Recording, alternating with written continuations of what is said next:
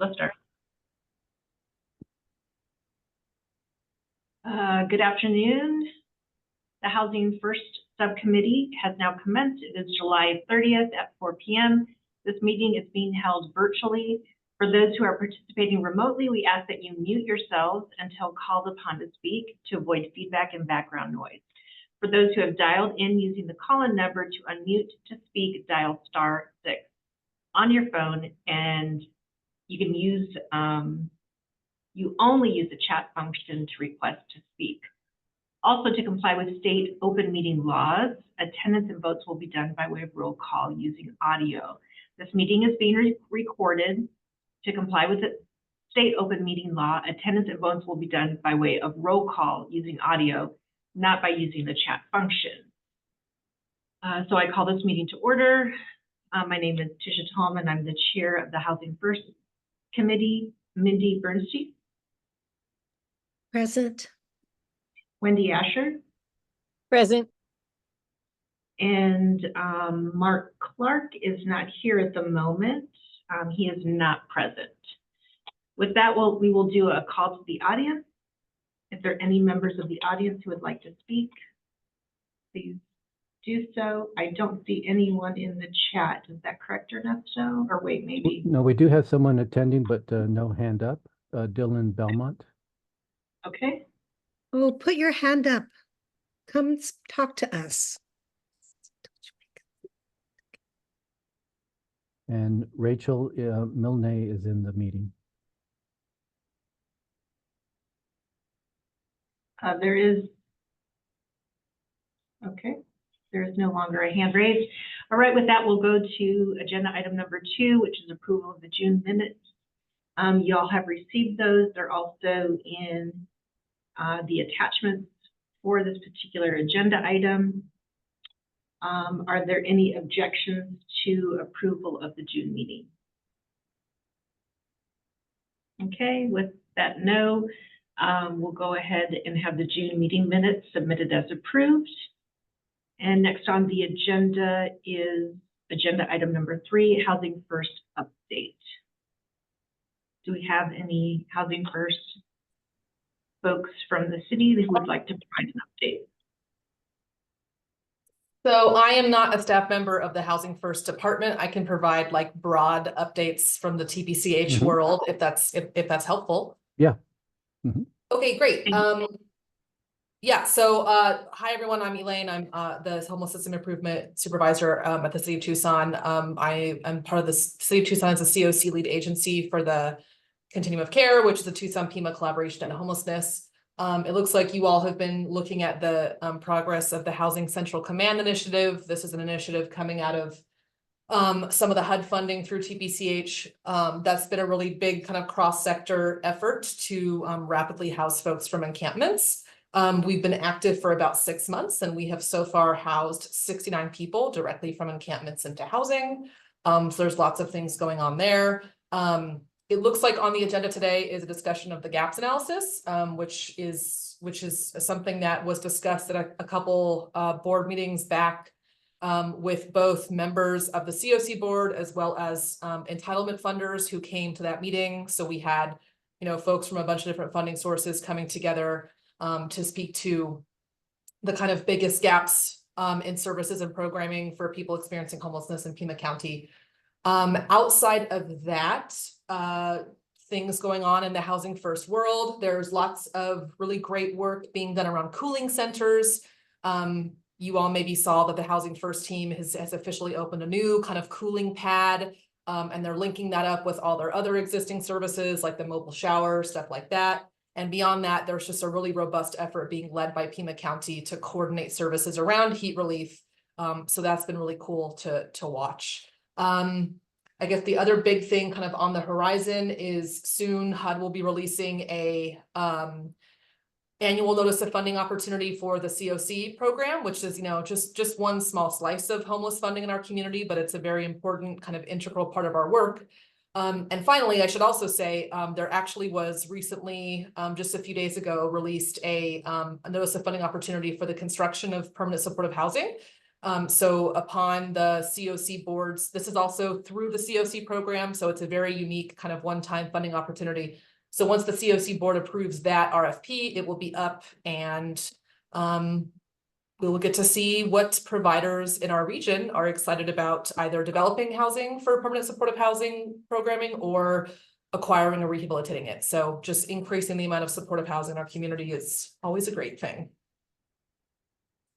That's all I have, unless there's more targeted things you were looking for. No, that's fine. Thank you, Elaine. Tisha, want to please note that Mark Clark is in the meeting now. And just So noted. Commissioners, do you okay. have any questions for Elaine?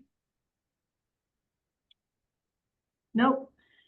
Okay. Tisha, I'm sorry, before we move on, I just want to note that I also put in the chat a story in the This is Tucson publication, part of the Arizona Daily Star.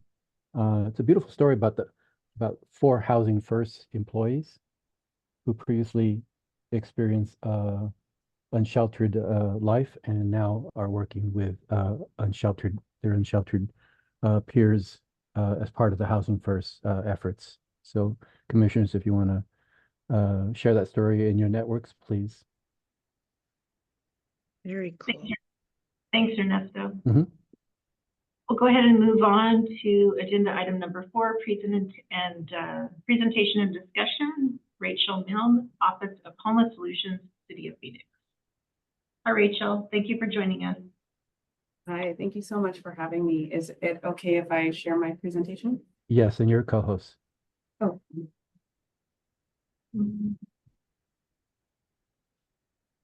Are you seeing my slides?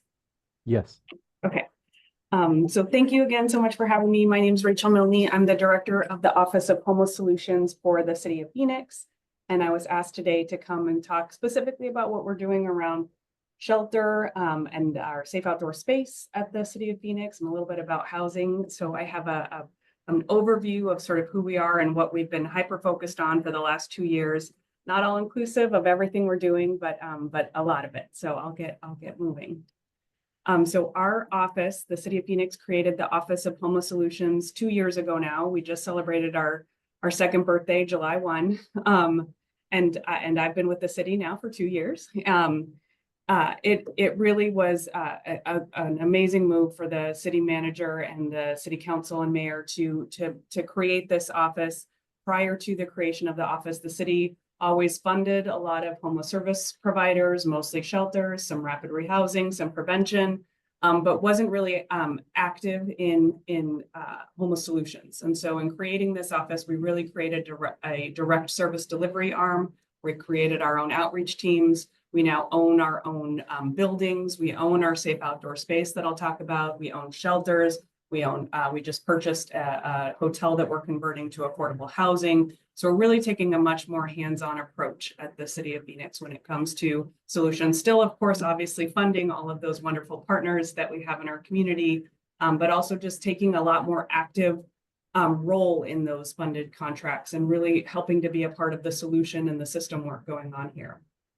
Most of the things that we have been focused on at the City of Phoenix in the creation of the office, I'll be honest, has been shelter. We had a real problem with shelter capacity in our region, and had a lot of criticism for heat-related deaths of people experiencing homelessness, and also just in general had a need for shelter in the community and diverse options of shelter. A lot of what we had prior to a few years ago was sort of very large congregate spaces. So we had a real desire to have those shelter options be throughout Maricopa County, not centered in one area of town and downtown specifically, have them be smaller, be specialized, and just a diverse amount of options to help meet all of the diverse needs that we have in our community. And just a brief overview, I know this is likely old news for you all, but to give you a look at our point in time count numbers, which obviously are not the best way to measure homelessness in a community, but in Maricopa County, obviously we have seen a huge rise in the number of people experiencing homelessness, specifically unsheltered homelessness in our community over the last several years.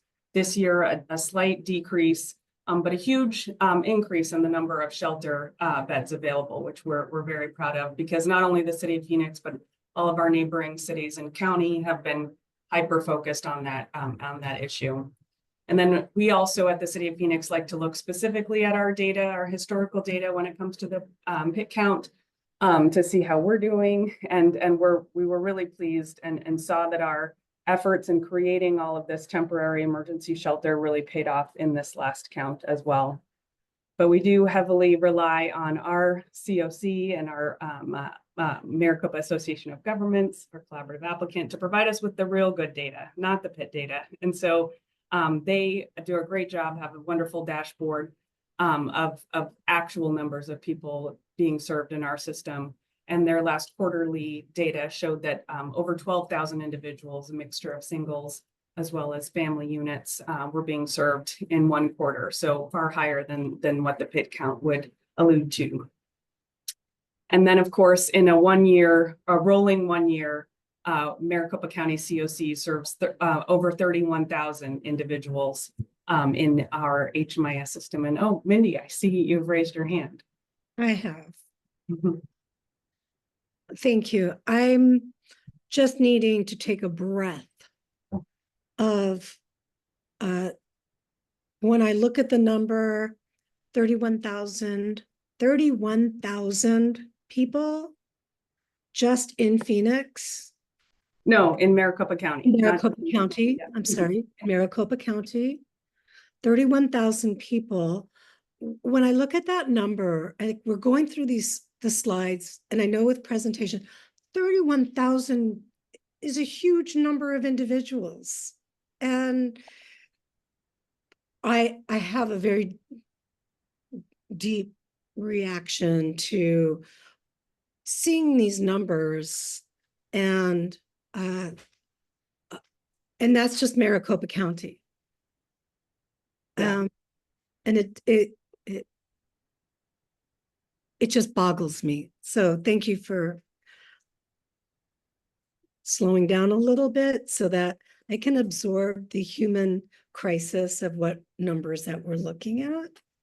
Thank you. Yes, that really gives you pause to think about it. And the reason we really like to tout it is we sometimes hear negative comments that, all this money is being spent on, if people just look at the point in time count, they draw maybe some conclusions that aren't necessarily accurate. But when you look at 31,000 individuals utilizing our shelter system, our rapid rehousing programs, our permanent supportive housing programs, street outreach teams are working with those individuals. It is truly huge and needs the investment that our community is providing it. So thank you, Mindy. And Rachel, if you could just real quickly tell us how you came up with the 31,000 number. Was that a compilation of unique individuals receiving services plus shelter? So yes, this is a number through our so this is anyone touching our HMIS system in Maricopa County for a rolling year period. So this was from April 2023 to March 2024. So it could be in any of our programs within the Maricopa County COC. So that would include emergency, transitional, street outreach, support services only, permanent supportive housing, any kind of homeless service programs. So huge, which is, and then this other sort of chart that I have is a 1 month snapshot of the services people are using. So in March of 2024, the number of people served in emergency shelter and transitional housing programs, also in our rapid and PSH programs. So the city, as I mentioned, was hyper-focused. Given our huge numbers of unsheltered, the rate of growth of unsheltered in our community, we've been hugely focused on creating shelter capacity. And so in 2022, the city worked with many partners to create an additional 592, almost 600 beds in our community, adding some space at existing shelters, and then also creating new shelters. So Cass was our largest shelter here in downtown Phoenix. It had 450 beds. We added 175 to that location. We created, if you're familiar with the sprung structure, it's a soft-sided structure with the full foundation, but sort of almost like a tent, but a very sturdy tent. At our key campus, that location is called Respiro. It serves 100 people nightly. The Washington Relief Shelter was a city-owned building. It was a vacant aviation department building that we converted into a 200-person shelter in 2022. And then the final project we had in 2022, we purchased a hotel that we worked with Community Bridges to convert into a shelter called the Rio Fresco Shelter. Last year in 2023, we continued to be hyper-focused on providing indoor locations and diverse locations for different types of populations. And we created a lot of temporary locations. We rented hotels. We temporarily added a lot of space at existing locations. And all of these were really in an effort to combat a very large encampment in downtown Phoenix, sometimes referred to as the zone, if you've heard of it. I do not refer to it as that way, but we had an 800-person encampment, and we had a commitment at the city of Phoenix to offer an indoor location to every single one of those individuals as we decommissioned that encampment. 82% of the individuals we worked with around that area accepted locations, and so as we kind of made our way through that encampment, we brought on new locations to make sure we could maintain the fidelity of offering an indoor location. So all of these are temporary sites that were opened in last year. Some of them now have closed, and the rest will close by the end of this year. However, we're phasing those temporary sites out with new locations. We have right now, in various stages of construction, 790 new shelter beds on board. One of them is under development. The largest one is city-owned. We found some city-owned property, and we've been working to open it. It will eventually have 280 beds. We opened it 2 weeks ago. We're at 65 people today, but it was very important to us that we open new beds this summer. So that site, we'll have a full phase one opening of 140 beds. We've also got 2 more projects opening within the next 2 weeks. A new building by St. Vincent de Paul, a renovation of a building by Community Bridges, Inc. Cass is opening, has converted a hotel into a senior shelter, which will have 170 beds for seniors age 55 and over. And then everything just about that I've talked about so far that the city's been invested in has been really dedicated for singles. But we do have 2 family projects coming on board with our Salvation Army and UMOM partners. But just wanted to briefly show a few. So this is a rendering of our shelter at the city-owned shelter that we're opening at 71st Avenue in Van Buren in West Phoenix. This will be the first thing that the city has really in West Phoenix. I mentioned it's a very high priority that we not concentrate all services in downtown Phoenix. There is a need all over Phoenix and all over Maricopa County. So this is one of the first projects we have really on the west side of town. This rendering shows these 3, this rectangle and these 2 squares are sprung structures. Again, those are those soft-sided structures, but they do have full foundations, air conditioning, restrooms, showers. We'll have a men's dorm and a women's dorm, and then also space for congregate eating, and case management and workforce services. And these X's up here are called X-wings. I've got a picture later on in my presentation, but we've got a local company in Phoenix called Steel and Spark that converts shipping containers into non-congregate shelter units. They're solar powered and off-grid.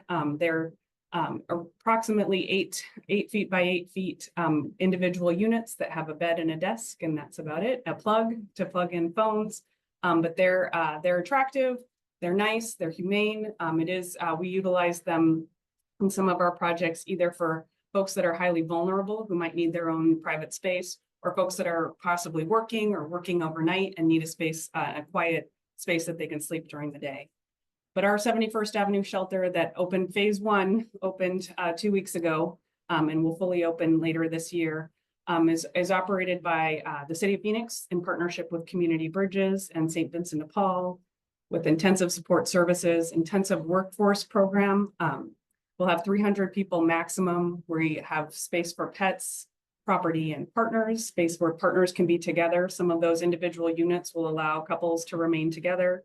And we also have included RV parking at this site. That's a big problem up in Phoenix. Folks who have this asset and this RV recreational vehicle that they don't necessarily want to give up in order to come into a shelter. So we'll allow them to bring that vehicle on site.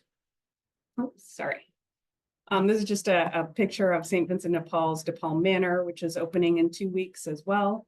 It's a 100-bed facility dedicated for individuals with disabilities or experiencing chronic homelessness. Our North Mountain Healing Center is a project by Community Bridges. They've taken an old Ottawa University administration building, and they are renovating it to be a 100-bed shelter for people within 1.5 miles of this shelter area. That was something the community that we opened it insisted on, that it served members from this community. So they didn't want the city coming in and moving people from, downtown Phoenix into this community. They wanted it to serve the people experiencing homelessness in the community. And then I mentioned CAS.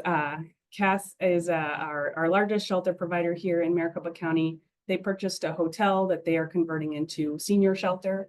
And it is expected to open this fall. And then one of 2 family shelter projects. We're building a new building at the Salvation Army Family Shelter campus. And we're converting an underutilized building at the UMOM New Day Center Family Shelter into additional family units as well. The City of Phoenix is not the only group working on increasing shelter capacity in our community. There are all these other units that are coming on board within the next year as well that the City of Phoenix is not involved in. So I just sometimes hate taking credit for all shelter. I mean, we're all working collectively on this and also, on many other things, but lots really in the shelter world. One thing that the city did do, maybe a little controversially, but has ended up being really successful, and a project I'm very proud of. It's our safe outdoor space. It is in essence sanctioned camping. It's a sanctioned campground. So this is what it looks like. As of today, we have 282 individuals at this space. We purchased this property from the state of Arizona last year. We did some renovations, but opened this project up November 1, 2023. Slowly ramped up as we do all of our projects. We did some renovation. We added this turf, as you can see on here. The space behind all of these tents is a large warehouse. So even though it is an outdoor space, people can come inside and get air conditioning and cooled off. All of the meals are served in that warehouse building. We've got lots of space for case management and intensive services. We've got workforce programs here. This site has, of course, access to restrooms, showers, laundry facilities. Yes. And this is a picture of the X-Wings that I mentioned, the local company Steel and Spark that makes these units. So these, as you can see, are this would be one 40-foot container. Each X-Wing has 4 40-foot containers in the shape of an X, and each X has 20 non-congregate units. So at our safe outdoor space, we have 2 X-Wings or 40 non-congregate units. And these, again, are dedicated to folks who might be highly vulnerable. We do have a few that are ADA accessible, not these ones in the picture, obviously, that have these stairs. These are prioritized for folks that are highly vulnerable or in a workforce program that might require them to have a little more quiet, a little more darkness. And the last thing I wanted to talk about that the city has been super focused on, in January, we began a new specialty court. So the City of Phoenix now has 3 specialty courts: Veterans Court, Behavioral Health Court, and now our Community Court, which is another word for homeless court. So again, it launched in January of 2024. We spent a lot of time planning for this launch, but now we have 6 months of data. We really created a really deliberate and robust system to help people experiencing homelessness who are in our justice system, in the Phoenix Municipal Justice System. So all of our cases are reviewed by the public defender and prosecutor's office before being moved to community court, which is a little different than some other communities do, where they have maybe police officers writing or asking folks to go directly to community court. This is a combination of our public defender and prosecutor's office. And we have an amazing navigation partner in this project as well. Community Bridges Inc. is with us every day. We've got, they are in the court, which is right across the street from my office now. They're there every day working with individuals, creating customized plans and helping them get to graduation. So far, we've had 157 participants with 319 cases because a lot of folks have multiple cases. And this is just some data of like who we're seeing and what kind of cases we're getting. A lot of trespass cases, park violations, light rail, and shoplifting. So far, we've had 15 graduations, which means 15 individuals of the folks we've worked with have gone through the whole process and they've officially graduated through the court system, having a lot of their charges dropped because of their participation in this court. We have had a lot of cases dismissed or referred to other courts, specialty courts within our system. But we ramped up slowly on this as well, and we're finally really hitting our stride and very happy to have this court as another option, another alternative for folks in the city of Phoenix. One thing that we've struggled with is a lot of the folks in our community court haven't had access to housing specifically and shelter. And so we're working through all of that, trying to dedicate units at all of these new projects that we're opening. Oops. And then finally, I forgot to attach a slide. I mentioned earlier that we are at the City of Phoenix, we've been hyper focused on shelter the last 2 years, but now that we've sort of righted the system, we're really changing to more of a housing focused organization. We purchased a hotel recently. We're converting into 126 units of housing dedicated to people 0 to 30% AMI exiting homelessness. So super happy about that and have a few other irons in the fire as far as housing as well, but really happy, we needed to spend a lot of time on our crisis situation in Phoenix the last 2 years. And now I'm happy to say we're moving into more of a prevention and housing focused organization. And that's it for me. Thank you so much for having me, and I'm happy to answer any questions if you have them. Thank you, Rachel. Mindy? Thank you, Tisha. What was the name of your X-Men? Yes, so our X-Wings are designed by a local company called Steel and Spark. Steel and Spark. Steel and Spark. Yes. And so they are completely off-grid. I will say they don't have running water. So where we've placed these X-Wings, they don't have restrooms. So we've placed them in locations such as our safe outdoor space that already have restrooms, showers, case management services. The Steel and Spark is also the company that makes the pool tainers. I believe that Tucson has a couple of the pool tainers. These are a little different than that because they are sort of individual units that people can live in with beds and desks, but it's the same sort of solar power system. Great. My first question is, if we looked at crime rates between people living in the X-Men, X-Men type units versus the tents, is there a notable difference between crime? So, yeah, great question. So for our safe outdoor space, although it is an outdoor structured campground, we still do, it is a very low barrier to entry location. So, we will work with anyone who wants to come on and have a space in that area, that site. However, there are rules. There is a code of conduct. People there have to abide by the rules. And so we do have a kind of a no tolerance for, or not no tolerance. We have a progressive discipline policy for any kind of behavior. So we haven't seen, Mindy, to answer your question, we haven't seen like, any sort of like crime, like super high crime patterns at the safe outdoor space. We've also made a commitment to the community surrounding that safe outdoor space. That is located in downtown.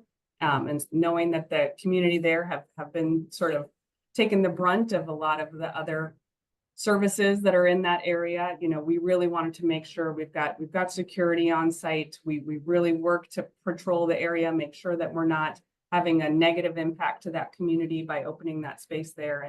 And really the folks, the 232 folks that are on site today, they've committed, they've all read the code of conduct, they've committed to the requirements of being there, and they're participating in our program. I think that was one of the discussions of tents not being as secure so that anybody could go in versus like a small, like a pallet where at the key. And I was just curious about. Yeah, I will say too that we don't allow people to have a key to the X-wings either. So those are if someone's there, those are open as well. Do you allow partners to stay together in their tents? We do. We allow partners to stay together in their tents and then also in the X-wing units. Thank you, Rachel. Any other commissioners have questions? Nope. Okay, with that, thank you so much, Rachel. And also, commissioners, so you know, the presentation is also with the agenda on the website, on our website for the city. Thank you, Rachel. I appreciate your time. Next agenda item number 5, presentation and discussion, Elizabeth DaCosta, Director of Housing, AHCCS. Thank you for joining us, Elizabeth. You can go ahead and have your time. Great, thank you so much. And let me just get the slideshow going too.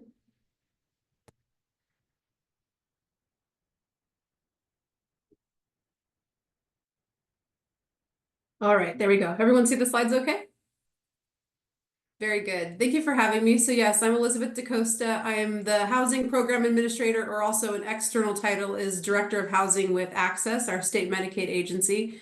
And I'm here to talk to you today about actually 2 things that sometimes recently are getting confused as one thing. So I'm going to try to provide some clarification on that too. So I'm going to go over the Housing and Health Opportunities waiver we have at Access, and then also the work we're doing with the Housing Accelerator program.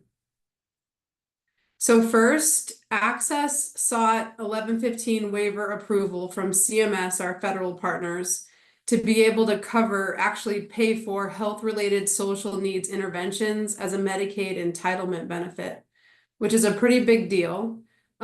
We have had a state appropriated general fund that covers rental assistance for members for years. We've had it since the 80s.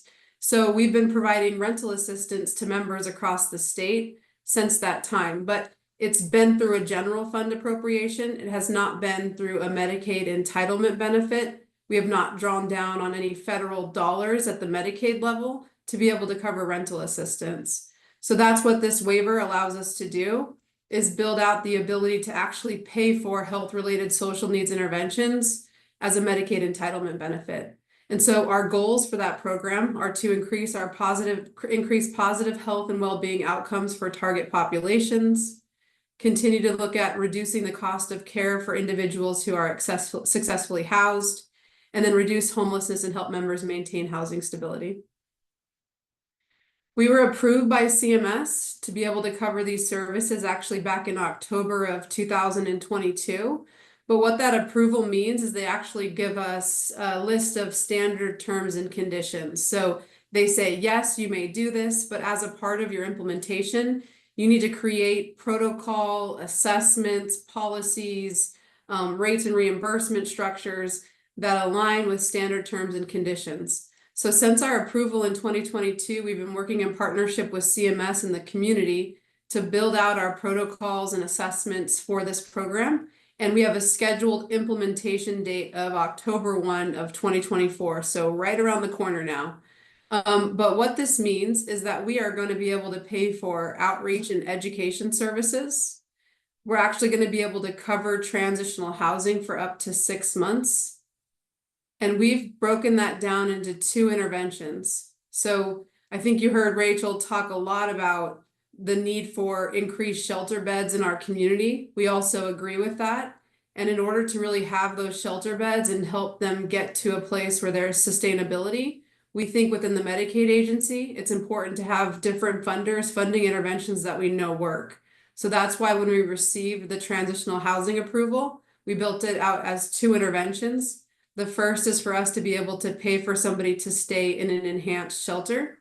We're building that out in a per diem rate. So every night that member stays in that location, they can bill Medicaid for their stay if they're eligible for the service. The other thing though, is we know on the housing continuum, we want to help move members out of shelter as quickly as possible into their own permanent unit in the community. And so we've also built out an ability to pay for short-term rental assistance, but those 2 interventions combined can only be used for a maximum of 6 months per member. And I'll get into that. We can also cover one-time transition moving costs. So things like security deposits or utility arrears. Maybe a member owes utilities to a company and they're not able to turn the utilities on in their new unit. So we're going to be able to cover those. We're going to be able to cover home accessibility modifications beyond what's in our state plan right now. So what that looks like is really we're only able to cover home accessibility modifications for our Arizona long-term care members. We can, get provider orders and put in wheelchair ramps and shower bars and all kinds of neat things for our All-Tex members, but they're the only ones who have had access to this to date. And so through H2O, we're going to be able to provide home accessibility modifications to members who are H2O eligible as well. So expanding our eligible populations. And then really important, we already have permanent supportive housing services that Medicaid pays for, throughout the state. So if you think about in Tucson specifically, places like Cope and Kodak Community Bridges, they bill Medicaid covered services to provide supportive services to their members right now.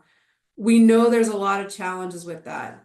There's a lot of administrative challenges. So for instance, all members must have a full biopsychosocial assessment completed before they can even begin to encounter and be reimbursed for services. That assessment's a great assessment, but it often takes, 3 to 4 hours to complete. So if you think about a population suffering from chronic homelessness, they really need expedited assessment processes to be able to begin services that don't have, burdensome requirements for the member to be able to access care. Those all are still going to exist. We're still going to have those services available to members through our contracts with our managed care organizations across the state. But what we're working to do specifically through H2O is demonstrate the effectiveness of reducing those administrative burdens and watching for the outcomes these providers are able to achieve when we do remove those burdens from them. So for instance, in order for members to access the pre-tenancy tenancy services under H2O, the providers are only going to need to complete a health-related social needs screening tool, which takes about 15 minutes.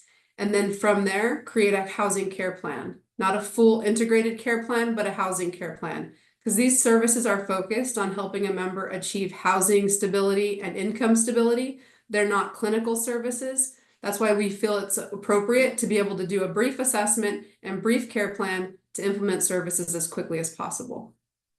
I know that was a lot so far, so I will pause to see if anyone has any questions on the services we were approved to cover.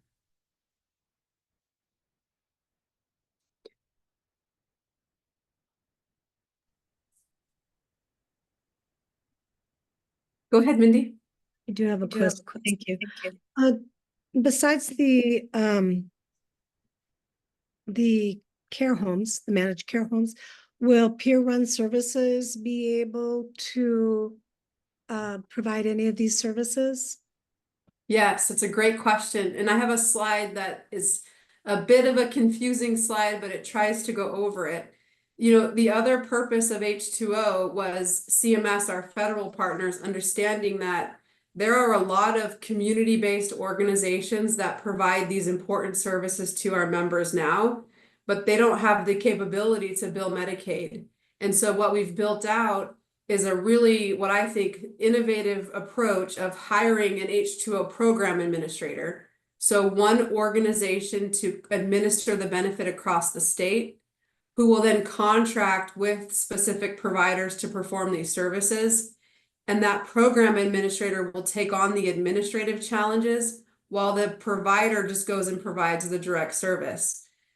An example is a peer-run organization. They may provide some Medicaid covered services right now, and they may onboard as what's called a community service agency. So they're onboarded with Medicaid as a community. It looks like you're sounding familiar, Mindy, maybe. So they may onboard as a community service agency, but even that has quite a bit of administrative requirements tied to it. So what we've done is we've built out specific provider types for H2O. So think about, you've got an outpatient clinic that usually is like your patient-centered medical home. You've got a community service agency that is usually like a peer-run organization. But now we've built out another one called H2O provider, and it has a lot less provider qualifications required for onboarding, that peer-run organizations who want to provide these services and meet qualifications can onboard under that H2O provider type, contract with our program administrator to be able to provide these services. And I think yes, absolutely. Another example is we work quite a bit with Brandy Champion and Terry Galligan right now from City of Tucson, because, they've got their Housing First program where the HART program is using the ARPA dollars to cover their supportive services tied to their housing choice vouchers right now. And so we know ARPA is going away. So the goal is that eventually the City of Tucson, City of Phoenix, any municipality who is actually providing these direct services now would be able to onboard as one of these provider types and receive Medicaid reimbursement. Now it all sounds like, yay, this is the answer to everything, right? It sounds great, but we, as a part of our demonstration processes, we have to maintain something called budget neutrality with CMS. So basically, we're going to expend the same amount across the board with healthcare that we would if we were doing this demonstration versus if we were not. And so you're really looking at reduction in total cost of care. So if members are cycling through the hospital system right now, we know there's a high cost associated with that.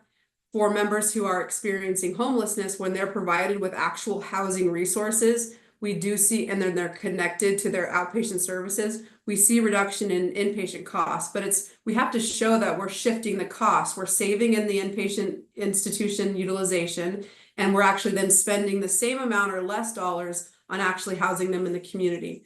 So for initial rollout, we have to focus this program in on a very specific subpopulation for eligibility to do a lot of evaluation around all of that. And then once we are able to demonstrate effectiveness, we're hopeful that down the road, we can open it up for additional populations. So this is really important. In order for members to be able to receive these services, they must be experiencing homelessness. They also must have an SMI designation in the state and be diagnosed with a chronic health condition. And those chronic health conditions are, if you click this link and I sent this out, it takes you to our website to see which chronic health conditions are approved, or they must be SMI and in a correctional facility with the release date in 90 days, or they release within the last 90 days. And then I'll pause. I see, Mindy, you have your hand up. I do. Again, I'm sorry, can't help it. Back in the 80s and 90s, the state had it was a law that, well, when I was a care coordinator at the time, and we could not, I'm sorry, that's my cat making those noises, it's not me. We were not allowed to discharge someone from the hospital unless they had a facility to go and live in. There was no such thing as discharge to the street. It was a state mandate. And I'm wondering, yeah. Do you have a question on that? Can we can you Can we make that happen again? Yeah, you know, we do have a lot of policies already about viable discharge planning. And so I think what we see often is they'll end up, you know, being released to shelter settings and places like that. But there are already policies in place around not discharging to homelessness. I think right now that the issue is that we just lack resources so much as rents have increased. It's pushed more people out into homelessness, you know, so we've got such a rising number of people experiencing homelessness that in order to really meet the demands of implementing that policy, we have to come together as a community and bring more resources to the table. So this is exactly what this program is trying to do. You know, give hospitals more of actual resource to the intervention so that the member can discharge to an enhanced shelter and then into permanent housing. Thank you. Absolutely. So here's that confusing slide that tries to explain it, but you can see we at Access right now already have a contract with our statewide housing administrator. So you can see the direct line that goes down to the purple statewide housing administrator. That is the relationship where they administer our state appropriated general fund. It's $29 million annually that we pay out to rental assistance for members. We've had that program since the 80s. They've been administering for us since 2021. That program is going to continue. We house about 2,200 members on an annual basis, and that will continue. The services, though, are the responsibility of the managed care organizations through their contracts with providers. So you see the green box that kind of goes around the public landlords and CLP providers. That's demonstrating that our managed care organizations in Tucson, Arizona Complete Health, and some of our ACC plans, Banner, Molina, places like that, they're responsible for having a network of providers that provides community-based services for those members to stabilize in housing. And then we shift over, you can see what we're trying to do with H2O. H2O is all the blue. So we're going to have an H2O program administrator who administers the H2O benefit. And we have selected them. That's going to be Solari. And they have a subcontract with Banner. They're going to really serve as like the health, they're not a health plan, but they're going to serve in the health plan type role for contracting with providers, receiving invoices and processing them and making payments, you know, coordinating care between them and their providers and the providers that the health plan's covering. But the rental assistance portion of H2O will still be administered through the statewide housing administrator. So if you're a peer-run organization and you want to provide H2O services, you would contract directly with the H2O program administrator, on board under an H2O provider type, and then be able to perform the services that you're approved for. So here's where we're at. We received approval. We've been actually just moving this as of today, you know, ball down the road this whole time since I actually got to Access. So we then developed an implementation plan. We're near the end stages of finalizing our rates and claiming protocols and finalizing all of our contract language. So now, you know, throughout August and September and into implementation and afterwards, we are focused on educating and providing technical assistance to our members, providers, and managed care organizations in preparation for going live. And then after that, October 1 of 24, we are going to implement this service. So this service will be available for eligible members to access enhanced shelter services, receive outreach and education, and have pre-tenancy tenancy sustaining supports. All right, then that gets us over to, and I think the key thing there is that H2O is an access initiative. So it required federal approval. Access had been working on it since 2020. We received federal approval in 2022, and we've been working towards implementation. So that's the key thing I want to share with like the differences between H2O and this Housing Services Accelerator Partnership. Because you'll often hear people call it now, like, tell us about the H2O Accelerator Program because it's getting merged, but we have to make sure it's not. It's totally separate. So H2O is that access initiative. And then the Housing Services Accelerator Partnership was a federal initiative to work with states who have that 1115 waiver approval to come together and figure out ideas for how they can accelerate their efforts, right? So you already have your H2O program in your planning, but what are the parts where you might need some federal flexibilities towards implementation, or just technical assistance from other states. And that is the Housing Accelerator Program.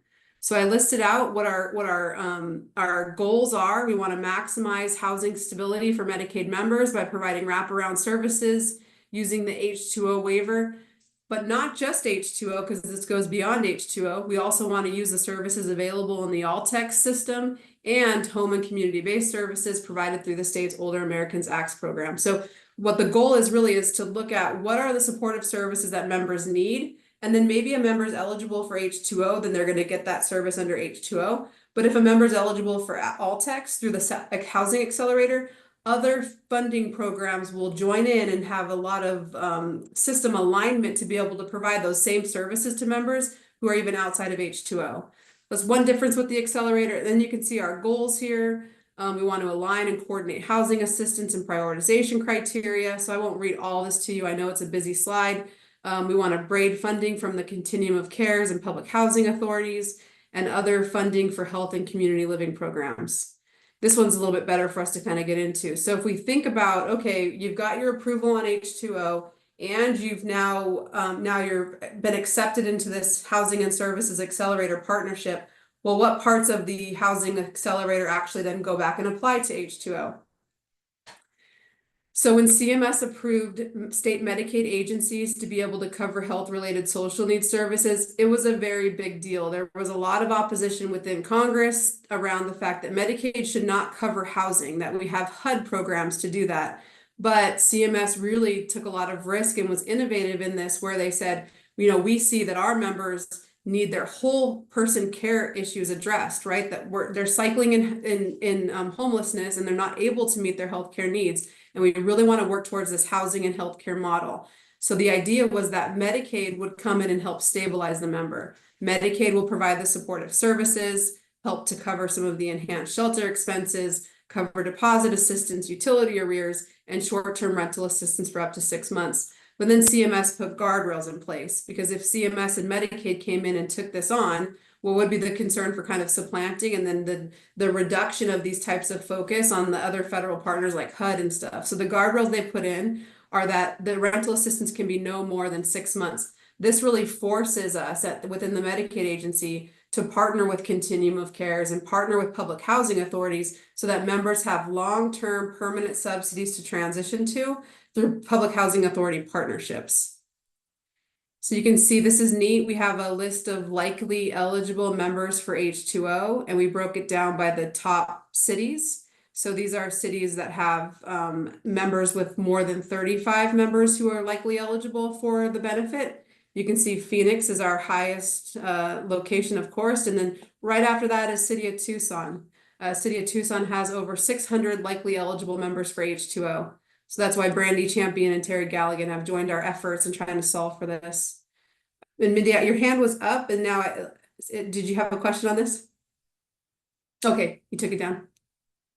Okay, great. And then after that, City of Mesa, Glendale, Peoria. But so our goal is that if we house a member in their own apartment using Medicaid dollars short-term rental assistance, that we're going to need a long-term subsidy for them to transition to. So we're striving towards partnerships with these public housing authorities so that maybe they have housing choice vouchers that they can allocate towards the program. So the member just lives in their apartment, we're paying their rent using Medicaid, and then when their time comes up, or when that voucher becomes available, the fund source just changes in the background without the member even knowing that that's happening. That way they don't have to come in and attend new appointments, do new applications, just because that fund source is changing. So that's a lot of the work we do in the Housing Accelerator program, is trying to get federal flexibilities and technical assistance to make that a really streamlined, seamless process.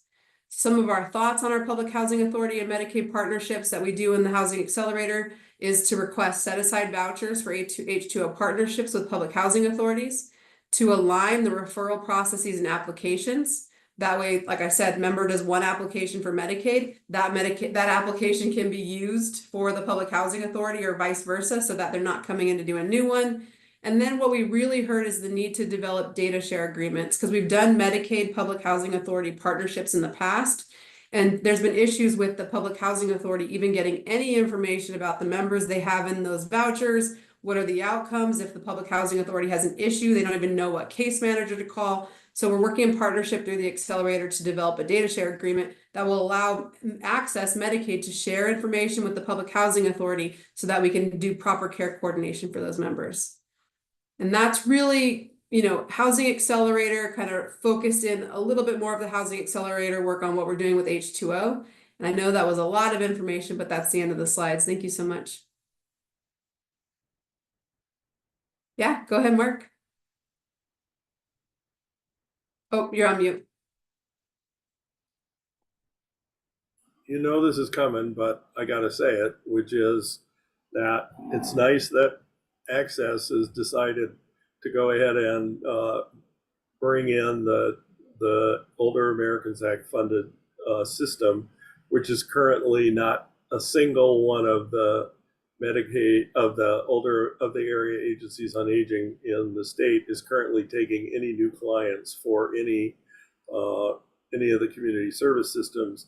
And I really doubt that that's going to happen this year. And so, unless Access wants to, frankly, decide, as we've been talking with them for probably 20 years, to go ahead and include that system in the Medicaid funding stream, that's, you can send people to us, but we're not going to be able to serve them. Unfortunately, that's just the reality of where the system is. Most of us are in the process of reducing capacity. I know in Tucson, we've reduced the capacity in our system by over 200 people, which in the Medicaid numbers is peanuts, but it still is the reality of the situation we're in. And that's true, like I said, in every one of the 8 area agencies on aging in the state. Right, just like overall general organizational capacity and like a lot of limitations. So yeah, in our H2O eligible population is members with SMI with those chronic health conditions, not necessarily like a fully aligned prioritization that your programs have, which there might be some crossover, but probably small. So yeah, no, and just so folks know, Mark is a core team member in our Housing Accelerator and Services Partnership. So we get to work on this stuff together. And you know, there's this big focus on the eligible population for H2O, but like I mentioned, you know, our goal is to demonstrate budget neutrality, show healthcare cost savings, and then be able to open it up to additional populations, you know, down the road. So we're a bit of a ways out, but hopefully we'll get there. Well, and you know, and I talked to H2O program folks in other states, and at least a couple of the other states that I'm aware of, they've actually chosen to go ahead and include non-Medicaid enrollees using the cost neutrality with cost offset assumptions that they're testing out. I understand that that's not the way this program was designed, unfortunately, but that's unfortunate. That's where we are.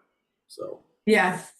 So like I mentioned, once CMS gives those approvals, it comes with the requirement to meet standard terms and conditions, which for CMS framework is you must meet clinical and social risk factors, but each state can decide, well, what are those clinical risk factors we want to focus on? And yeah, the state of Arizona has decided on members with SMI designation with chronic health conditions or those who are cycling through our correctional facilities for the purpose of our demonstration. right. Thank you. Any other questions? I don't think there are any other questions. Thank you, Elizabeth. We appreciate you being with us.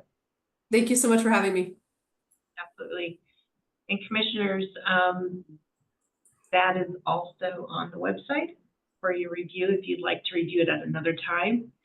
Agenda item number 6 is additional research. If you all have anything that you would like to talk about related to any of the research that any of you have conducted in between now and the last time we met.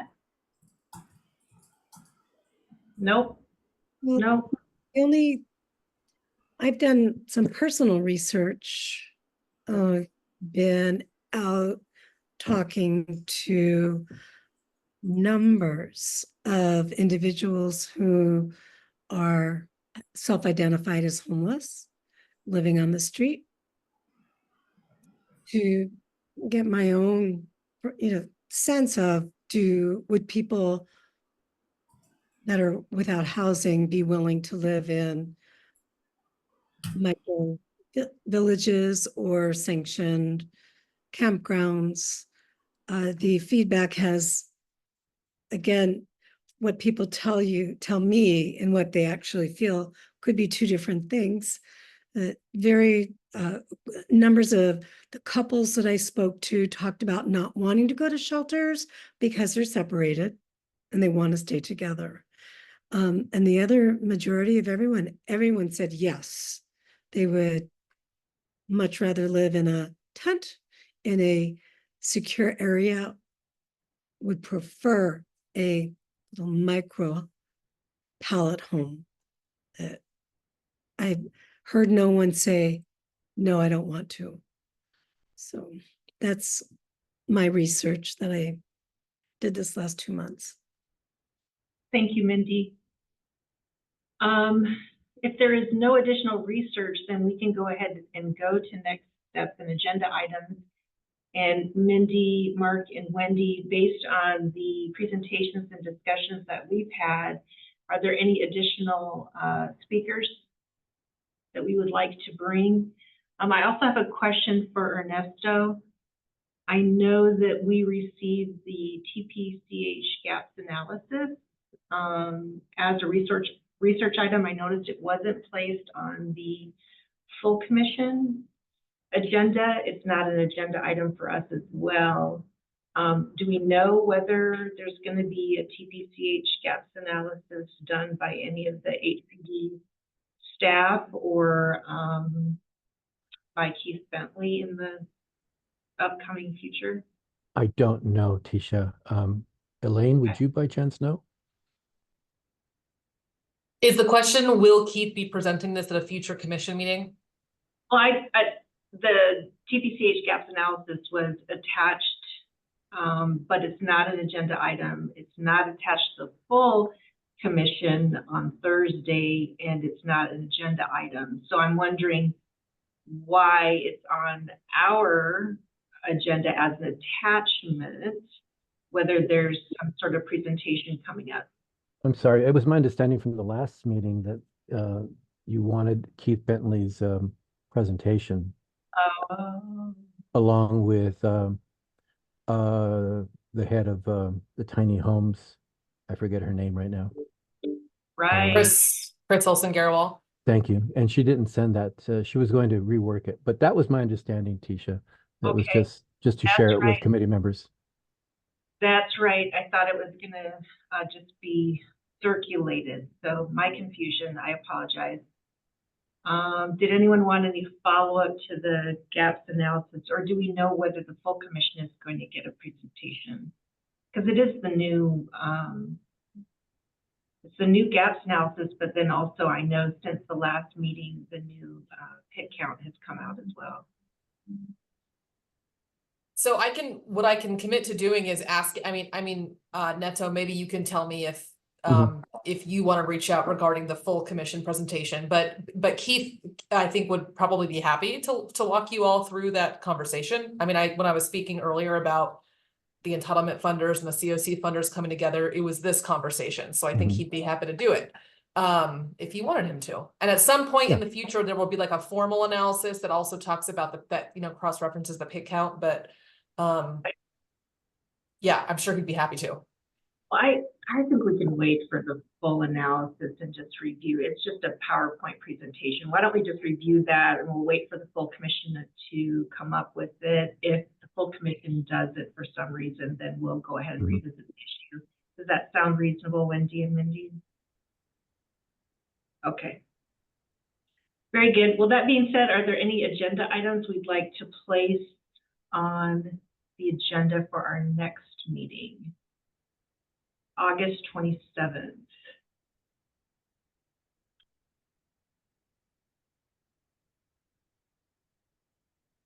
I have my hand up. Oh, go ahead.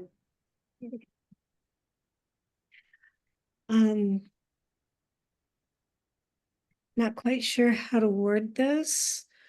I feel that we have made some good due diligence on researching the modalities of creating shelter for people, and that we move these concepts into or onto the full commission to discuss and consider. Okay, so what items would we like to move on to the full commission for consideration?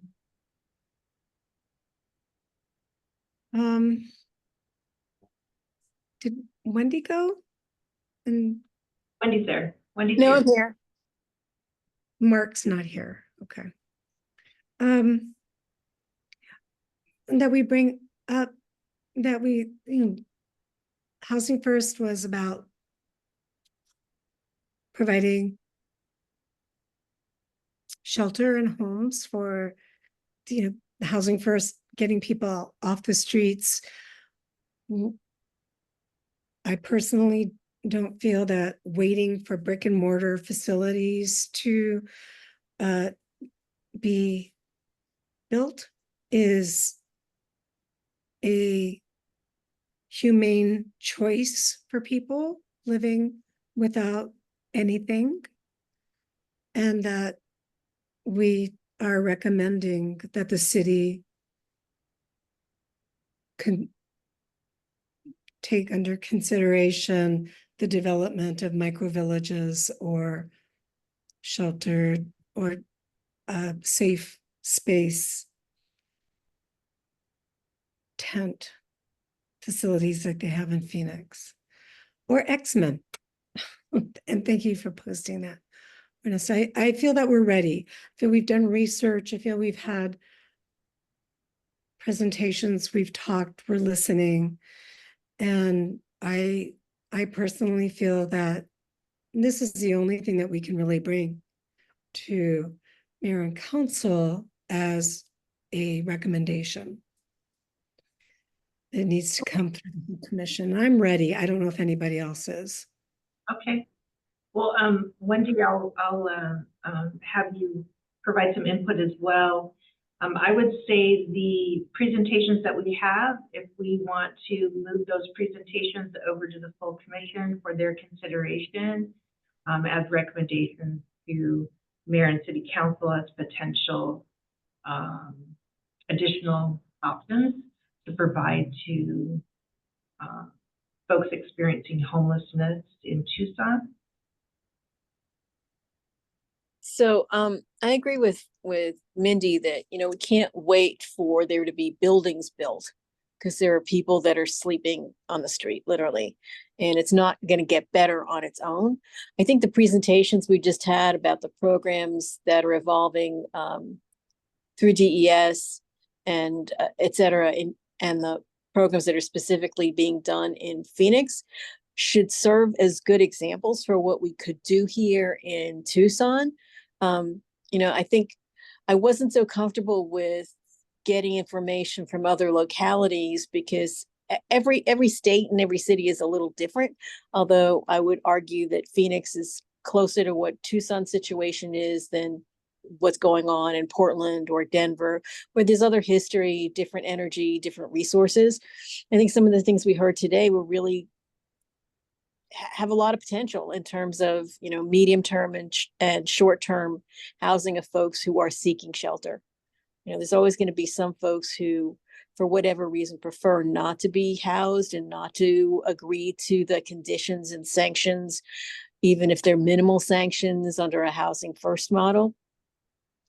I don't think that should stop us from looking at resources for people who are interested and willing in participating. So I agree with Mindy. Okay. And I agree as well. So that's 3 of the 4 of us. What we'll go ahead and do is tell the full commission on Thursday that we would like to present recommendations to the full commission that would go to city and mayor, city council and mayor. And then what we can do is try to get on the next full commission meeting and make our recommendations. How's that sound? That sounds good, and I think that recommendation should include that our folks here in Tucson housing programs contact their cohorts in Phoenix and get some guidance on moving forward. You know, what were the models? How did they present it to their communities? Because I know one of the things that I was concerned about the last time we met was sanctioned camping, which, given what was going on at the time, did not seem like it would fly in Tucson, but you know, they figured out how to present it to the community in Phoenix. So maybe we should just take that guidance. Wendy, were you here when Joe came and talked about the homing project? If that was the last meeting, then I don't believe I was. I had trouble connecting or had some conflict. Yeah, so I think I missed that. There's a second model happening in Tucson. And I don't have her card in front of me, but I call her Joe. And she's the executive director of the Homing Project. You can look them up. They have micro homes and for a village. And it's through a company, they buy their facilities through a company called Pallet. And they only sell to entities that are going to provide wraparound services for any villages. So it's not unlike a tent, but there are little micro spaces that can lock. They can be air conditioned, and I don't want to take up everybody's time, but Well, what we can do,